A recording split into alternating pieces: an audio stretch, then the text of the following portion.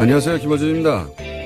어제 스페이스X의 로켓 펠컨 헤비가 테슬라 전기차를 화성과 목성 사이에서 태양 주변을 도는 궤도에 올려놨습니다. 그리고 추진체 양쪽에 달려있던 부스터는 계획했던 착륙 지점에 정확히 복귀했습니다. 그 복귀 장면에 저도 모르게 박수를 쳤습니다. 사람을 흥분시키는 기업가 정신이라는 게 그런 거죠. 인간의 상상력과 가능성을 확장하는 도전 정신. 물론 돈을 목표로 한 경영도 룰만 제대로 지킨다면 비판받을 이유 전혀 없습니다. 우리 모두 먹고 사는 문제는 중요하니까요. 그런데 기업가 정신은커녕 룰을 제대로 지키기는커녕 오로지 자기 재산만을 위해서 편법과 범법을 저지른 이재용 부회장을 그냥 석방시켜버리는 판사. 그걸 또 옹호하고 자빠진 언론들 보면 그런 생각을 합니다. 후져도 너무 후지다. 한편으론 다행이라는 생각도 들긴 합니다. 1,000만 명이 넘는 사람들이 거리로 나와서 어렵게 만들어낸 새로운 시대의 모멘텀을 막아선 자들, 너무 후진데 힘은 아주 센 자들, 그들의 정체가 명확해졌으니까요. 꾀꼬리를 찾았다. 김어준 생각이었습니다.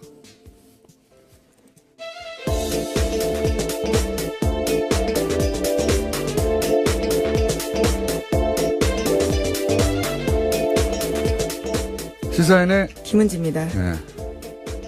그 노래 알아요? 꾀꼬리. 못 찾겠다 꾀꼬리? 네, 들으면 알 것 같은데요. 잘 모르겠습니다. 꾀꼬리를 찾으셨군요. 네. 못 찾겠다 꾀꼬리 몰라요? 네. 예, 알 것 같기도 한데요. 조용필 씨가 아주 공전 히트 몇 년의 노래입니까? 예. 꾀꼬리를 찾았다. 누가 그러는지. 혹시 어제 스페이스X 발사 장면 보셨어요? 장면은 보지 못했고요. 기사만 봤습니다. 장면을 봐야 돼요. 발사 장면은 워낙 로켓 발사 장면이 흔하고 많으니까 그게 아니라 그 양쪽에 달려있던 부스터라고 네. 불리는 보조 추진 장치 있어요. 보통은 이제 그걸 버리잖아요. 그러면 그걸 회수해요, 그냥. 근데 걔들이 똑바로 서서 돌아옵니다. 네, 돌아온다면서요? 그 이야기 듣고는 깜짝 놀라긴 했는데요. 완전 감탄했어요. 예, 그걸 또 그냥 기업 하나가 해냈다는 게 예, 부럽기도 하고. 근데 이 일을 한 일론 머스크 화성에 사람 보낸다는 거 아닙니까? 자기가. 네, 그런 목표를 공공연하게 밝히고 있습니다. 네, 그럼 걔도 지금 올려놨는데 일론 머스크보다 이재용 부회장이 더 부자예요. 돈은 훨씬 많아요. 조선일보가 또 그 판사 덮어주려고 아주 기사를 썼더라고요. 인터뷰도 하고. 그 얘기는 또 갑자기 일기 시작하면 한참 길어질 것 같으니까. 예. 뉴스 꼭지를 읽으면서 그 얘기는 중간중간에 하죠. 예. 첫 번째 뉴스는 뭡니까? 네, 검찰이 이재용 삼성전자 부회장의 항소심 선고에 대해서 정면 비판했습니다. 법리상으로나 상식적으로나 대단히 잘못된 판결이다라는 건데요. 반드시 시정될 것으로 보인다라고 이야기했습니다. 영장심사나 구속적부심 등 수사 과정이 아닌 본안 판결에 대해서 검찰이 공개적으로 반발하는 것은 이례적인 일입니다. 이렇게 안 하죠. 예. 검찰, 변호사는 양쪽에서 공방을 벌이고 사실 판사가 심판을 보는 법정이기 때문에 검찰이 공개적으로 더군다나 2심 판결에 대해서 이렇게 조목조목 비판하는 거는 저는 본 적이 없어요. 예. 근데 굉장히 조목조목 비판을 했죠. 예. 네, 어제 국정농단 사건에서 장시호 씨에게는 2년 6개월 실형이 선고됐고 차은택 씨도 21억 원 횡령으로 3년 실형 선고됐다라고 하면서요. 이재용 장충기의 책임이 그 두 사람보다 더 가벼운지 묻고 싶다라고 이야기됐습니다. 누가 그렇게 생각하겠어요. 예. 장시호 씨도 그렇고 차은택 씨도 그렇고 예. 액수도 더 적어요. 훨씬 더 적고 근데 풀려났고 이 사람들은 이제 감옥에 가 있는 거 아닙니까? 그리고 뭐 저는 다른 이야기도 다른 이야기지만 안정범 수첩. 그렇죠. 예. 본인이 스스로 본인의 생각을 적은 게 아니라 대통령이 한 말을 적은 것이라고 거기 내용은 전부 다 그렇게 직접 얘기하고 그 상황도 구체적으로 얘기하고 뭐 영차 독대에 대해서도 다 얘기했는데 다 인정이 안 됐어요. 다. 다른 재판에서 모두 인정이 되는데요. 유일하게 네. 이 재판에서만. 그러니까 정영식 부장판사만 이것의 증거 능력을 부인한 겁니다. 말도 안 되는 겁니다. 다른 판사들 바보 만든 거예요. 인정하지 않을 수가 없죠. 실제로. 쓴 사람이 대통령 이야기를 직접 쓴 거라고 하고 실제 내용도 다 그 내용이고요. 자기 의견이 있는 게 아니거든요. 거기. 네, 그리고 또 실제로 국정에 반영이 돼서 실행된 내용들이 굉장히 많습니다. 그러니까요. 그걸 보고 어떻게 증거 능력을 부인합니까? 이 말도 안 되는 거고요. 그리고 또 뭐 언론에서도 다 여러 차례 지적했고 또 검찰도 얘기하는데 거기 보면 36억 원으로 이제 뇌물액을 어떻게든 축소하려고 쥐어짜잖아요. 쥐어짜다가 예를 들어서 말 탄 거 뭐 20억짜리 비탄하나 7억짜리 라오싱이나 판결문에 보면은 그 말을 공짜로 탔는데 그 말을 공짜로 탄 이익은 계산하지 않았다. 네. 예. 탄 사실은 또 인정을 했습니다. 그건 부인할 수가 부인할 없기 수가 때문에요. 없으니까요. 근데 이 말을 탄 비용은 그 계산이 불가능하다. 뭐가 계산이 불가능합니까? 실질적 피해 간 거죠. 계산하면 돈이 너무 많아지거든요. 그러니까 그것도 빼버렸어요. 그리고 문영표, 우리가 그 다음날 계속 얘기했지만 문영표 전 이사장 같은 경우에 본인이 인정했거든요. 본인이 삼성의 승계 작업에 도움이 되라고 이거 한 거라고 인정해가지고 감옥 가 있는 거예요. 지금 유죄 받고 본인이 인정했는데 이것도 빠졌어요. 그럼 이 사람은 왜 그랬습니까? 혼자서 이 얘기도 들어갔어야죠. 다 연결돼 있는 건데 승계 작업 때문에 이런 돈을 줬다고 하는 건데 승계 작업 때문에 국민연금공단 이사장이 그런 일을 한 것에 대해서 국민연금공단 이사장은 인정했어요. 본인이 스스로 자기 입으로. 그러면 왜 이게 가만히 안 되는지 써야 될 거 아닙니까, 여기에. 없어요, 내용이. 이것도 말이 안 되고요. 다 말이 안 돼요, 보다 보면. 근데 이제 뭐, 이거 언론들이 떠드는 거하고 검찰이 직접 얘기하는 건 다른데, 검찰이 지금 공식 입장을 이렇게 내놨죠. 예. 열을 좀 받았을 겁니다. 아주. 네. 게다가 현직 법관도 이에 대해서 비판의 목소리를 내고 있는데요. 김동진 인천지법 부장판사입니다. 자신의 페이스북에다가 이재용 판결에 대해 동의하지 않는다라고 짧게 글을 썼는데요. 이 또한 이례적인 일입니다. 1심에서 요 얘기 한마디만 더 해야겠네요. 1심에서 그 삼성에서 계약서를 내놨잖아요. 갑자기. 이 말 소유권은 우리에게 있다고. 네, 재판 진행하는 중간에 네. 그랬습니다. 그거를 1심 재판부는 안 받아들였어요. 사실상. 왜 안 받아들였냐. 그 내용이 쟁점을 너무 고스란히 담고 있다는 겁니다. 그러니까 그 쟁점을 알고 나서 쓴 계약서라고 본 거예요. 당시 1심 재판부에서는. 근데 여기서는 그런 것도 없어요. 다 받아줘요, 다. 그냥 삼성의 주장 전체를 다 받아줬다고 보시면 됩니다. 네, 피해자 논리 그 자체가 삼성의 주장이었기 네. 때문에요. 이럴 그것이 거면은 핵심입니다. 옷을 벗고 삼성 변호사가 됐어야죠. 참네. 자, 그 다음은요. 네, 이러한 이재용 항소심의 후폭풍이 다른 재판에도 영향을 미치고 있는데요. 앞서 말씀드린 것처럼 정영식 부장판사는 안종범 업무수첩의 증거 능력 인정하지 않았습니다. 이 논리를 고스란히 받아서 주장한 변호사가 나타났는데요.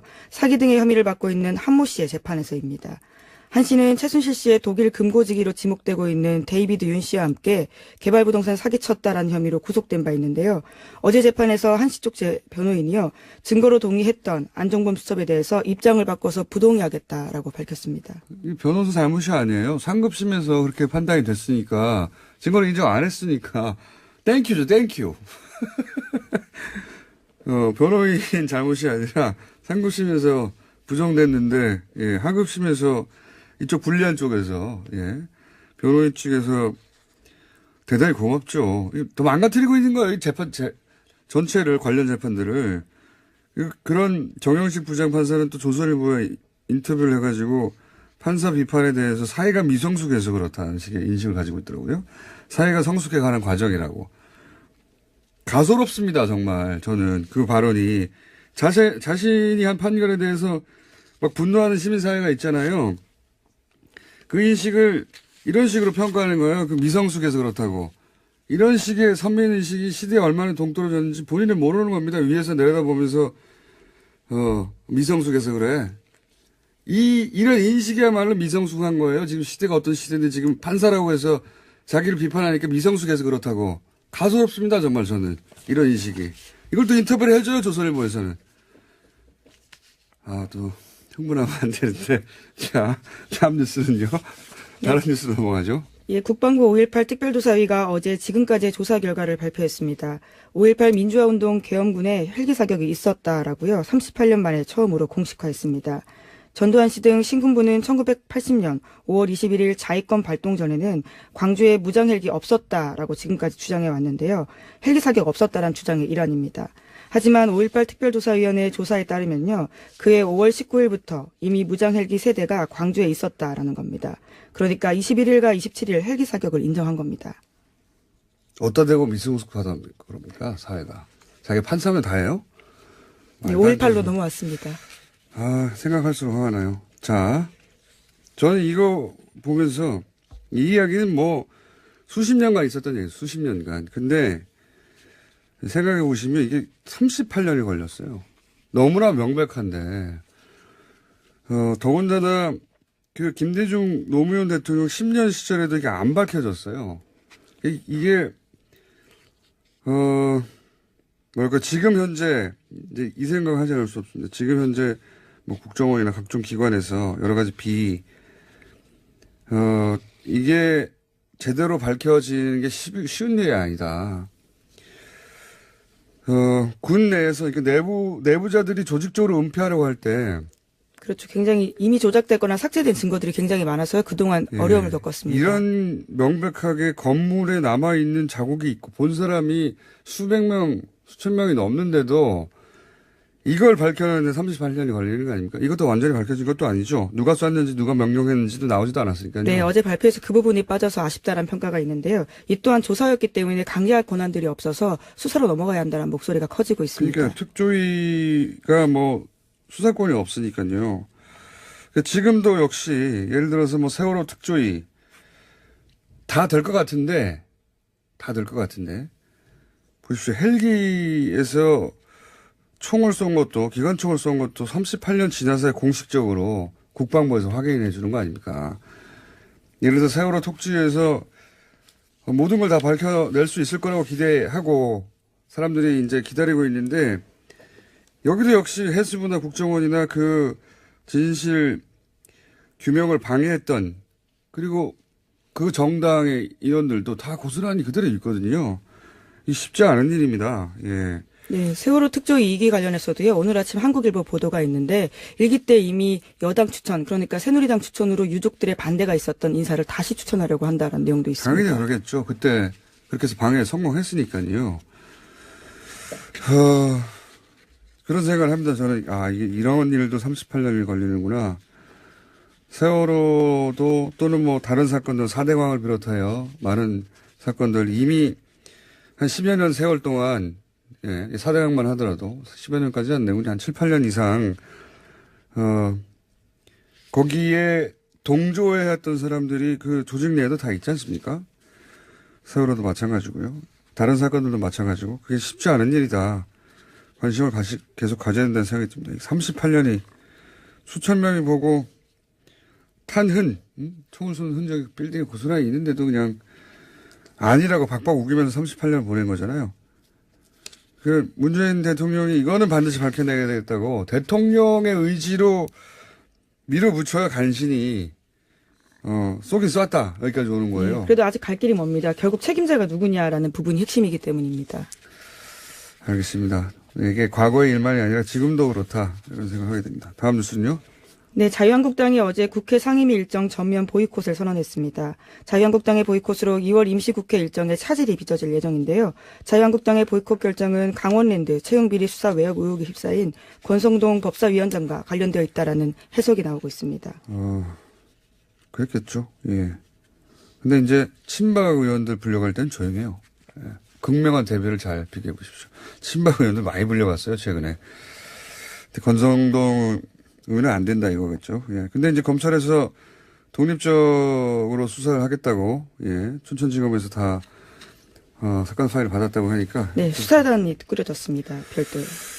검찰 자체 내로 되겠나 싶은 걱정도 있긴 합니다만, 이거 제대로 못하면, 이재용 부회장 수사에 대해서 열받는 것도 스스로 자격상실하기 때문에 이번엔 좀 기대해 봅니다. 예. 자, 다음 뉴스는요? 네, 요즘 포털 사이트에서 온라인 댓글 작업이 이루어지는 정황에 대해서 JTBC가 보도했습니다. 실제 댓글 작업의 일부에서 조직적으로 이루어지고 있는 정황을 제보받았다라는 건데요. 지난 1월 20일 독일에서 서버를 둔 계정에서 이메일을 받았다라고 합니다. 이 이메일을 보면요, 모니터 요원 매뉴얼이라는 파일이 있다고 하는데 문서에는 네이버 기사 링크를 공유하고 좌표를 찍어라라는 등의 구체적인 지시를 했다라고 합니다. 또한 USB와 텔레그램을 이용해서 보안을 지키면서 흔적을 남기지 말라고 했다고 합니다. 뭐 제가 작년 12월부터 옵션 열기 얘기 때부터 쭉 해왔던 얘기인데 거기 관련 꼭지가 2개가 있었네요. JTBC는. 예. 예, 또 좀 더 자세한 내용들이 있는데요. 관련된 문건에는 공통 아이디로 접속해 추천된 기사를 파악하라라고 강조하고 있는데요. 이에 대해서 3개월 동안 네이버 접속한 기록을 보니까 한 아이디에서 IP 주소만 2,600개가 넘었다라고 합니다. 특히 지난해 12월 23일에는 하나의 IP로 1시간 42분 동안에 400여 개나 로그인과 로그아웃을 반복했다라고 하는데요. 이것은 컴퓨터 프로그램으로 자동 접속한 흔적이다라고 보고 있습니다. IP 주소가 이렇게 많은 건요. JTBC 보도는 뭐 최대 2,600대 컴퓨터에서 접속한 걸로 보던데 이건 이제 VPN망 같은 거 가상 IP를 사용하면 한 사람도 혼자 앉은 자리에서 2,600 할 수 있어요. 예. 만들어낼 수 있습니다. 그러니까 이게 2,600대, 최대 2,600대 컴퓨터에서 접속했다기보다는 IP를 그렇게 돌렸다고 봐야 되고, 프로그램을 계속 쓴 거죠. 예. 같은 아이디로 같은 댓글을 반복하기도 하고요. 다른 아이디로 같은 댓글을 쓰기도 합니다. 예. 이게 옵션 열기 지적했을 때 작년 제가 12월 둘째 주거든요. 근데 이게 시작된 게 작년 12월 첫째 주에 본격적으로 시작했어요. 그런 이유가 있습니다. 그런 이유가 있는 게 작년 11월 말에 네이버에서 댓글 규칙을 바꿨어요. 예, 요거는 제가 좀 길어지는 얘기일 것 같아서, 내일이나 셀프 미니 다시 한번 하기로 하고, 제 전문 분야거든요. 이런 거 나올 거라고 그랬잖아요, 제가. 이거 프로그램으로 돌리는 거라고, 이거. 근데 여기 이제 이게 중요한 포인트입니다. 모니터 요원 매뉴얼이라고. 이게 만약에 이 제보가, 저는 이 제보 메일을 보지는 못했지만, 구체적인데, 요원이 있다는 거예요. 한 사람이 아니라 계속 들여다보는 24시간 요원이 있다는 거죠. 예. 한 사람이 아니란 얘기고. 그리고 공통 아이디로 접속하라는 말은 여러 사람이 작업을 한다는 거 아닙니까? 있다. 누군가가. 세력이. 예. 그 세력이 쓴 글들은 전부 다 정부 비판 기사예요. 예. 요거 관련해서 제가 이때까지 파악한 정황 가지고 미니 한번 하죠, 뭐. 자, 시간이 다 됐네요. 그게 아니라 그 양쪽에 달려있던 부스터라고 네. 불리는 보조 추진 장치 있어요. 보통은 이제 그걸 버리잖아요. 그러면 그걸 회수해요, 그냥. 근데 걔들이 똑바로 서서 돌아옵니다. 네, 돌아온다면서요? 그 이야기 듣고는 깜짝 놀라긴 했는데요. 완전 감탄했어요. 예, 그걸 또 그냥 기업 하나가 해냈다는 게 예, 부럽기도 하고. 근데 이 일을 한 일론 머스크 화성에 사람 보낸다는 거 아닙니까? 자기 네, 그런 목표를 공공연하게 밝히고 있습니다. 네, 그럼 궤도에 지금 올려놨는데 일론 머스크보다 이재용 부회장이 더 부자예요. 돈은 훨씬 많아요. 조선일보가 또 그 판사 덮어주려고 아주 기사를 썼더라고요. 인터뷰도 하고. 그 얘기는 또 갑자기 일이 시작하면 한참 길어질 것 같으니까. 예. 뉴스 꼭지를 읽으면서 그 얘기는 중간중간에 하죠. 예. 첫 번째 뉴스는 뭡니까? 네, 검찰이 이재용 삼성전자 부회장의 항소심 선고. 안녕하세요. 김어준입니다. 어제 스페이스X의 로켓 펠컨 헤비가 테슬라 전기차를 화성과 목성 사이에서 태양 주변을 도는 궤도에 올려놨습니다.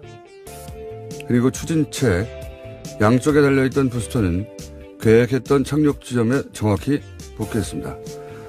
그 복귀 장면에 저도 모르게 박수를 쳤습니다. 사람을 흥분시키는 기업가 정신이라는 게 그런 거죠. 인간의 상상력과 가능성을 확장하는 도전 정신. 물론 돈을 목표로 한 경영도 룰만 제대로 지킨다면 비판받을 이유 전혀 없습니다. 우리 모두 먹고 사는 문제는 중요하니까요. 그런데 기업가 정신은커녕 룰을 제대로 지키기는커녕 오로지 자기 재산만을 위해서 편법과 범법을 저지른 이재용 부회장을 그냥 석방시켜버리는 판사. 그걸 또 옹호하고 자빠진 언론들 보면 그런 생각을 합니다. 후져도 너무 후지다. 한편으론 다행이라는 생각도 들긴 합니다. 1000만 명이 넘는 사람들이 거의도 다른 이야기지만 안정범 수첩. 그렇죠. 예. 본인이 스스로 본인의 생각을 적은 게 아니라 대통령이 한 말을 적은 것이라고 거기 내용은 전부 다 그렇게 직접 얘기하고 그 상황도 구체적으로 얘기하고 뭐 영차 독대에 대해서도 다 얘기했는데 다 인정이 안 됐어요. 다. 다른 재판에서 모두 인정이 되는데요. 유일하게 이 재판에서만. 그러니까 정영식 부장판사만 이것의 증거 능력을 부인한 겁니다. 말도 안 되는 겁니다. 다른 판사들 바보 만든 거예요. 인정하지 않을 수가 없죠. 실제로. 쓴 사람이 대통령 이야기를 직접 쓴 거라고 하고 실제 내용도 다 그 내용이고요. 자기 의견이 있는 게 아니거든요. 거기. 네, 그리고 또 실제로 국정에 반영이 돼서 실행된 내용들이 굉장히 많습니다. 그러니까요. 그걸 보고 어떻게 증거 능력을 부인합니까? 이 말도 안 되는 거고요. 그리고 또 뭐 언론에서도 다 여러 차례 지적했고 또 검찰도 얘기하는데 거기 보면 36억 원으로 이제 뇌물액을 어떻게든 축소하려고 쥐어짜잖아요. 쥐어짜다가 예를 들어서 말 탄 거 뭐 20억짜리 비탄하나 7억짜리 라오싱이나 에 대해서 정면 비판했습니다. 법리상으로나 상식적으로나 대단히 잘못된 판결이다라는 건데요. 반드시 시정될 것으로 보인다라고 이야기했습니다. 영장심사나 구속적부심 등 수사 과정이 아닌 본안 판결에 대해서 검찰이 공개적으로 반발하는 것은 이례적인 일입니다. 이렇게 안 하죠. 예. 검찰, 변호사는 양쪽에서 공방을 벌이고 사실 판사가 심판을 보는 법정이기 때문에 검찰이 공개적으로 더군다나 2심 판결에 대해서 이렇게 조목조목 비판하는 거는 저는 본 적이 없어요. 예. 근데 굉장히 조목조목 비판했죠. 예. 네, 어제 국정농단 사건에서 장시호 씨에게는 2년 6개월 실형이 선고됐고 차은택 씨도 21억 원 횡령으로 3년 실형 선고됐다라고 하면서요. 이재용 장충기의 책임이 그 두 사람보다 더 가벼운지 묻고 싶다라고 이야기됐습니다. 누가 그렇게 생각하겠어요. 예. 장시호 씨도 그렇고 차은택 씨도 그렇고 예. 액수도 더 적어요. 훨씬 더 적고 근데 풀려났고 이 사람들은 이제 감옥에 가 있는 거 아닙니까? 그리고 뭐 저는 다른 이야기 우리로 나와서 어렵게 만들어낸 새로운 시대의 모멘텀을 막아선 자들, 너무 후진데 힘은 아주 센 자들, 그들의 정체가 명확해졌으니까요. 꾀꼬리를 찾았다. 김어준 생각이었습니다.